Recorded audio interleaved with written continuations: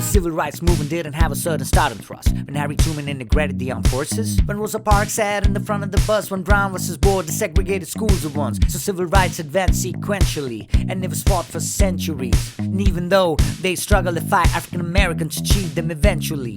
Martin Luther King was a leader in the South, never Protestors survived segregation in the mouth. And throughout his entire wave of change, he only let nonviolence and peace be allowed. This was tough in the wake of school desegregation, brought in by Brown vs. Board of Education. Eisenhower sent in armed forces of a nation to guarantee the students were treated safely.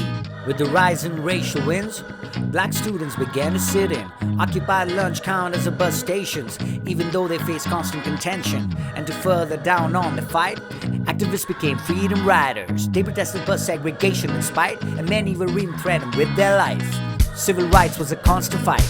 African Americans wanted freedom for whites. They organized protests and marches, even though they were treated harsh. Rosa Parks, MLK, Du Bois, Wells, Malcolm X, and more helped bring on change. And when millions of people join in the battle, big progress has been made. MLK wanted his freedom, spoke in Washington, said that I have a dream, that all men are created equal. When it came to discrimination, he didn't want a sequel. And his words became more profound when 4 church girls were killed by a bomb, fueled angry protests to an end, to where the president had to bend. Lyndon B. Johnson signed the Civil Rights Act to outlaw discrimination by a pact, abolish segregation for gender, ethnicity, religion, and race.